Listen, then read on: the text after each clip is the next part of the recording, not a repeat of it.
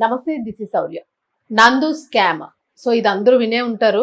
గత కొద్ది రోజులుగా కూడా బాగా వైరల్ అవుతుంది. అయితే ఈ నందుకి సంబంధించిన, అంటే నందూస్ అని ఒక యూట్యూబర్ అనమాట. ఈ వీడియోస్ అందరికీ తెలుసు, అందరూ ఫాలో అవుతూ ఉంటారు. ఆవిడ కట్టిన చీరలు కానీ, జ్యువెలరీస్ కానీ, అలాగే రీసెంట్గా చిరంజీవి గారి సినిమాలో కూడా ఒక క్యారెక్టర్ ఆవిడకి రావడం జరిగింది. సో ఇవన్నీ కూడా జనరల్ యూట్యూబర్స్ అందరూ కూడా ఫాలో అవుతూ ఉన్నారు. సో అందరూ నార్మల్గానే చేస్తున్నారు కదా అని అనుకుంటూ ఉన్నారు. బట్ దీని వెనుక దీన్ని ఉపయోగించుకుని చాలా పెద్ద స్కామ్స్ చేశారు వీళ్ళు. అది కూడా కోటి వరకు కూడా అని వినిపిస్తుంది. కోటికి పైన, కోటేనా, అసలు ఏంటి నందు ఆవిడకి అంత చేయాల్సిన అవసరమే ఉంది ఆ ఫ్యామిలీకి? నిజంగానే చేశారా? దానికి ఏమైనా ఎవిడెన్సెస్ దొరికినాయా? సో ఇదైతే ఒకసారి మనం మాట్లాడదాం. మనతో పాటు సీనియర్ జర్నలిస్ట్ దాము బాలాజీ గారు ఉన్నారు. సార్ నమస్తే. సార్ నమస్తే. యాక్చువల్గా ఈ నందూస్ అది నేను కూడా అప్పుడప్పుడు చూస్తుంటాను, ఎప్పుడో అనుకోకుండా చూస్తుంటా. బట్ ఓకే, చూసినప్పుడు బాగానే చేసుకుంటున్నారు కదా అని అనిపించింది. బట్ సడన్ గా ఈ స్కామ్ అనేది వచ్చేటప్పటికి చాలా షాకింగ్ అనిపించింది. అసలు అంటే రియల్ గానే చేశారా, లేదు ఎవరైనా అంటే ఎదుగుతున్న యూట్యూబర్స్ తొక్కడం కూడా కొంత జరుగుతుంది కదా, అలా అనుకోవచ్చా? మామూలుగా యూకేలో అంటే యునైటెడ్ కింగ్డమ్, ఇంగ్లాండ్ ఇవన్నీ అంటుంటాం కదా. యూకేలో ఏంటంటే ముందర నుంచి కూడా ఇమిగ్రేషన్ మాఫియా అనేది బలంగా ఉంటుంది. నేను లాంగ్ బ్యాక్ కూడా దీన్ని మేము ఫ్రెండ్స్ ఒక సబ్జెక్ట్ చేసాం, ఇమిగ్రేషన్ మాఫియా ఎలా ఉంటుంది అక్కడ. సో అది ముందు నుంచి ఉంది. అయితే ఈ మధ్య ఏమైందంటే అమెరికా టైట్ చేయడం తర్వాత కెనడా, ఇంగ్లాండ్ వీటికి వెళ్ళడం అనేది పెరిగింది అనమాట. మన వాళ్ళు వెళ్ళడం అనేది పెరిగింది. ఈ క్రమంలో ఇప్పుడు నందూస్ వరల్డ్ అనే ఒక యూట్యూబ్ ఛానల్ సంబంధించిన ఒక ఫ్యామిలీ, ఆ ఫ్యామిలీలో రమానందన అనే ఆమె పేరు, పూర్తి పేరు నందు అనే, నందు నందన అని అంటుంటారు. ఆమె పూర్తి పేరు రమానందన అనే. వాళ్ళ భర్త మధుకర్ జగర్లమూడి. వీళ్ళిద్దరూ అరౌండ్ 40s. మొన్ననే బర్త్డే చేసి దాని మీద కూడా ఒక వీడియో చేసి 34 పెట్టి మళ్ళీ 43 అని చెప్పి చేసింది. సో అలాగా వాళ్ళిద్దరూ 2020లో యూట్యూబ్ ఛానల్ స్టార్ట్ చేశారు, నందు వరల్డ్ అని. అట్లాగే ఇన్స్టా కూడా స్టార్ట్ చేశారు. యూట్యూబ్ ఛానల్ విపరీతంగా సక్సెస్ అయింది. దాదాపు 28,90,000 సబ్స్క్రైబర్లు ఉన్నారు. సో అట్లాగే ఒక 150 కోట్ల వ్యూస్ వచ్చాయి. సో రికార్డ్ అనమాట వాళ్ళ ఛానల్. అట్లాగే ఇన్స్టాలో అంత లేదు, ఇన్స్టాలో 2.5 లక్షల మంది ఉన్నారు. బట్ యూట్యూబ్ ఛానల్ పెద్ద హిట్ అయింది. వీడియోలు కూడా చాలా పెట్టారు, 620 వీడియోలు దాంట్లో పెట్టారు. వాళ్ళది హిట్ అవడానికి కారణం ఏంటంటే ఆమెకు ఒక డిఫరెంట్ వాయిస్ ఉంది. తర్వాత ఫ్యామిలీని ఇన్వాల్వ్ చేయడం, ప్రజెంటేషను, కుకింగ్ రిలేటెడ్ ఇవి పెట్టడం. అందువల్ల రెండోది ఏంటంటే ఆ లండన్ అట్మాస్ఫియర్, మనకు మామూలుగా అమెరికా అట్మాస్ఫియర్ బాగా తెలుసు, కానీ మన వాళ్ళకి లండన్ అట్మాస్ఫియర్, అక్కడ ఉన్న జీవితం పెద్దగా తెలియకపోవడం, దాన్ని వీళ్ళు కనెక్ట్ అయ్యే విధంగా తెలుగు ఆడియన్స్కి లేదా తెలుగు డయాస్పోరా, ప్రపంచవ్యాప్తంగా తెలుగు వాళ్ళు కనెక్ట్ అయ్యే విధంగా చేయడం బాగా హిట్ అయ్యారు. దాంతోపాటు వీళ్ళు యాక్చువల్గా ఎసెక్స్ అనే ప్రాంతంలో ఉంటారు, ఇంగ్లాండ్లో. కోల్చెస్టర్ అంటారు, కోల్చెస్టర్లో ఉంటారు వీళ్ళు. ఒక నందూస్ కిచెన్ అని 2023లో ఒక కిచెన్ కూడా ఓపెన్ చేస్తారు అక్కడ, ఒక హోటల్ లాంటిది. సో అది కూడా బాగా హిట్ అయిందని చెప్తున్నారు. సో ఇలాగా వాళ్ళు ఏదో వాళ్ళ వీడియోలు చేసుకోవడం, డిఫరెంట్గా ట్రై చేసుకోవడం, కనెక్ట్ అవ్వడం జరుగుతుంది. ఇప్పుడు సడన్గా వాళ్ళ మీద స్కామ్ వచ్చింది. ఇది మనశంకర్ వరప్రసాద్లో గెస్ట్ రోల్ ఆమె చేసింది. దాని తర్వాత వాళ్ళ పాపులారిటీ ఇంకా పెరిగింది. ఇప్పుడు ఏంటంటే ఈ వాళ్ళ మీద వీళ్ళది ఏంటంటే తమడా మీడియా అంటారు, వీళ్ళు తమడా మీడియా మీద ఆరోపణలు వచ్చాయి. ఈ ఆరోపణలు ఏంటంటే ప్రధానంగా వీసా స్కామ్ అంటారు. వీసా స్కామ్ అంటే ఇప్పుడు మనకి ఏ దేశానికైనా బేసిక్గా మెయిన్వి 2 రకాల వీసాలు ఉంటాయి. ఒకటేమో స్టూడెంట్ వీసా, 2 జాబ్ వీసా. ఈ స్టూడెంట్ వీసా, జాబ్ వీసాల్లో అక్రమాలు జరిగాయి. మామూలుగా మనకి సర్టిఫికేట్ ఆఫ్ స్పాన్సర్షిప్ అంటారు. అంటే ఒక కంపెనీలో అక్కడ జాబ్ గ్యారంటీ అవ్వాలి, స్పాన్సర్షిప్ ఇప్పించాలి. ఇప్పిస్తే ఇక్కడ నుంచి వెళ్ళొచ్చు. లేదు కాలేజీలో ఏమన్నా సీటు తెప్పిస్తే కాలేజీలో స్టూడెంట్ వీసా వస్తుంది, అక్కడ కూడా కాలేజ్ స్పాన్సర్షిప్ కావాలన్నమాట.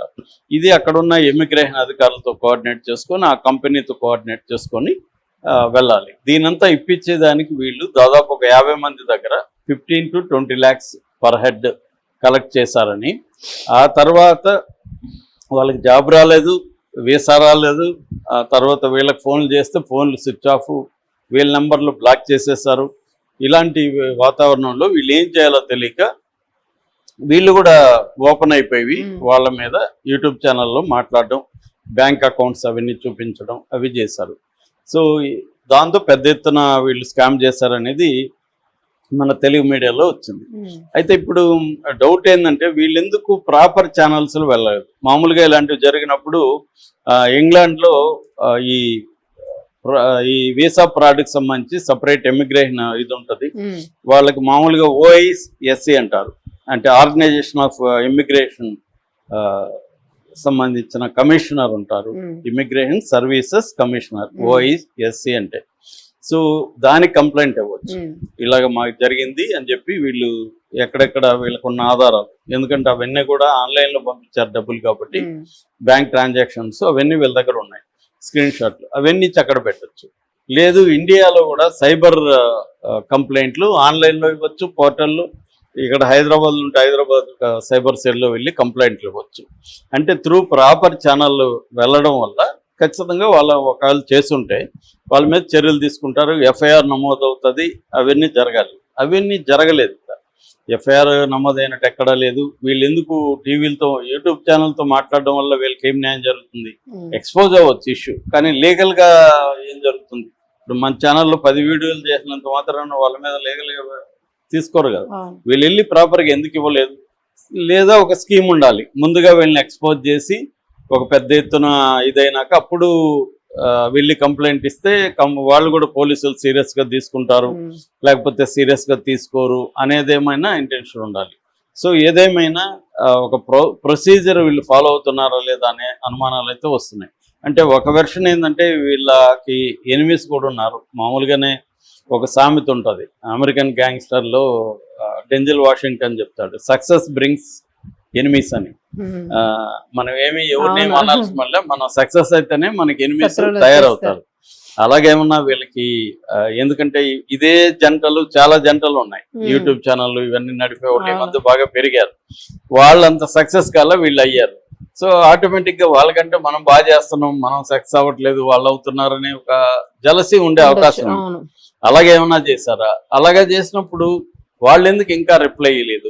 వాళ్ళు కూడా దీని మీద మామూలుగా అయితే వాళ్ళు ప్రతిదానికి చిన్న చెముచిటి కన్నా స్పందించి వీడియోలు చేసేవాళ్ళు.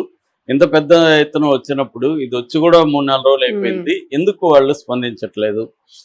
ఇలాంటి అనుమానాలు ఉన్నాయి. మామూలుగా అయితే వీసా అదొక వైపు అయితే, ఈ వీసాల బ్యాచ్ మన వీళ్ళు ఎంత మూర్ఖంగా ఉంటారంటే చాలా మంది ఎవడి మాట నమ్మి వాళ్ళకి డబ్బులు ఇచ్చేయడం.